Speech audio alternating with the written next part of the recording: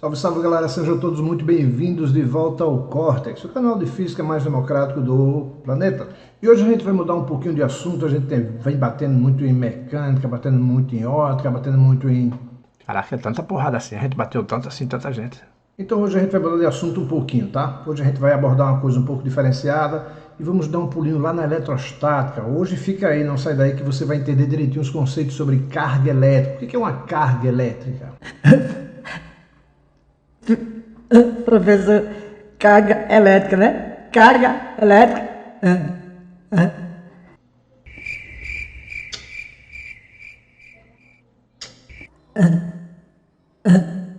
Carga elétrica é um conceito importantíssimo se você quiser realmente se apropriar dos conceitos do conhecimento envolvendo a parte de eletrostática, que é essa parte mais básica, inicial da eletricidade. Entender campo elétrico, potencial elétrico e o mais importante, eletrização. Você precisa entender bem o que é a carga elétrica. E hoje, fica aí, não sai daí. Tem carga elétrica no Cortex para você.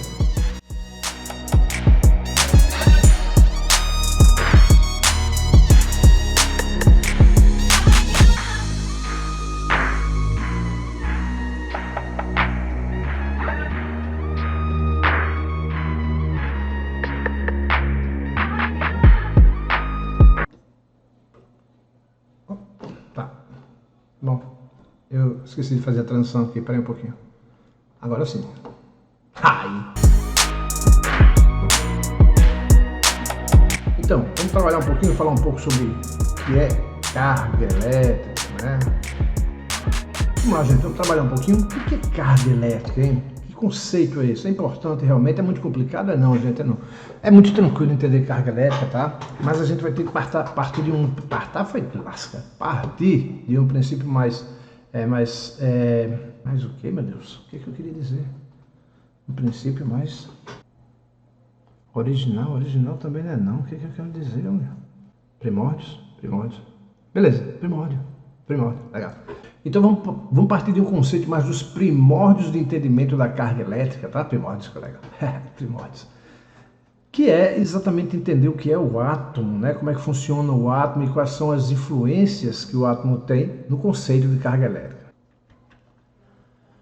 O átomo, o princípio de tudo. Vamos começar entendendo daí, tá? Primeiro vamos lembrar que o átomo é dividido em duas regiões importantes. Todo mundo está lembrado aí quais são as duas regiões importantes? Inclusive foi que deu origem àquela grande frase célebre de Albert Einstein dizer que a matéria era um vazio completo. Acho que foi isso que ele disse, né? Acho que foi, se não foi. E quais são então essas duas regiões importantes? A primeira delas é o núcleo, né? É a menor parte, mas não se deixe enganar, tá? Por ser a menor parte, é onde está concentrada a grande maior parte da massa do átomo. Esse núcleo, então, que é composto de quê? No núcleo, o que nós vamos encontrar? Partículas positivas, que são os prótons, né? E as partículas sem cargas, que são os nêutrons, tá? Então isso fica concentrado lá no núcleo, fortemente ligado lá, numa pressão muito intensa, uma energia muito forte para ligar essa galera aí no núcleo do átomo. E é onde está concentrada a maior parte da massa dele. A outra área, que é exatamente a eletrosfera, que é uma região muito gigantesca, para você ter ideia, só para você comparar aí. Se por exemplo, o átomo fosse o Maracanã, tá? Se o átomo fosse o Maracanã, a eletrosfera inteira, né, que é o Maracanã, seria uma bola de tênis colocada no centro do Maracanã. Seria mais ou menos essa relação núcleo-eletrosfera. Então o núcleo é pequeno, mas não se deixe enganar, tá? Muito massivo, muito pesado. E na eletrosfera, que é a região mais externa, nós temos a estrela da nossa festa, os elétrons, a nossa grande estrela. Esses elétrons que se localizam aqui nessa região mais externa, né? Girando se movimentando a grandes velocidades.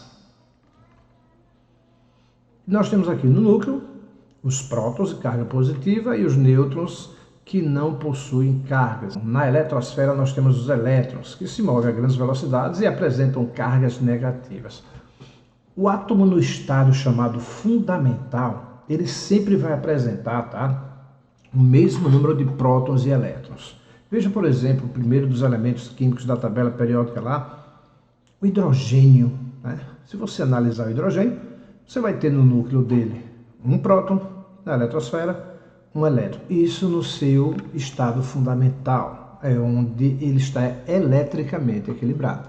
Mas nem tudo são flores. E esse estado fundamental pode mudar. Mas existem algumas regras para que essa mudança aconteça, tá? Professor, nesse caso o átomo, ele muda do jeito que ele quiser, não é isso? Ele teve vontade, ele muda, não é verdade? Meu caro aluno Boitungão, como sempre, aí dando aquela força presente, presença maciça sempre nas nossas aulas, muito bem-vindo. Boitungão, não, Boitungão, existem algumas regras que devem ser seguidas nessas mudanças que acontecem nas cargas de um átomo. O que acontece é que o número de prótons, as cargas positivas no núcleo do átomo, elas formam a identidade do átomo. O número de prótons que você tem no átomo vai identificar que átomo é aquele. Por exemplo, o hidrogênio sempre vai ter um próton na sua estrutura atômica do núcleo. Isso não vai mudar. Se ele tiver 2, ele vai passar a ser um hélio, gás hélio, tá? Que é exatamente o que acontece, por exemplo, na geração de energia na estrutura de uma estrela como o nosso Sol. Você pega lá 2 hidrogênios altamente energizados, colidem um contra o outro, aumentando bastante a pressão e temperatura, desgraçado, de modo que eles vão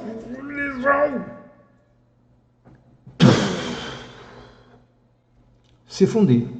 Esse processo se chama fusão nuclear. Claro que ele gera muita energia, inclusive a grande geradora de energia que acontece nas estrelas, a fusão nuclear. E você tem hidrogênio se transformando em hélio. Por que isso acontece?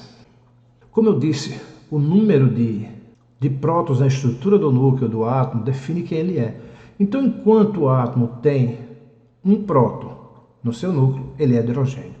Mas quando você funde 2 hidrogênios, e aí você funde o núcleo deles, os núcleos passam a ter 2 prótons, e aí você não tem mais hidrogênio, porque hidrogênio tem que ter só um próton. Se você tem 2 prótons, você tem aí o átomo de hélio. Então você tem hidrogênio se transformando em hélio. Se você funde de novo, o hélio vai virar carbono e assim sucessivamente. Um dia a estrela vai morrer, porque esse processo de fusão não tem mais o que fundir, não tem mais como gerar energia. Beleza? Dei um pulo aí bem distante aí, só para ilustrar um pouco melhor a situação do átomo, para a gente entender um pouco mais sobre as cargas elétricas, entendendo melhor como é que funciona a nossa estrutura do átomo. Galera de química, me perdoe essa invasão aí, tá?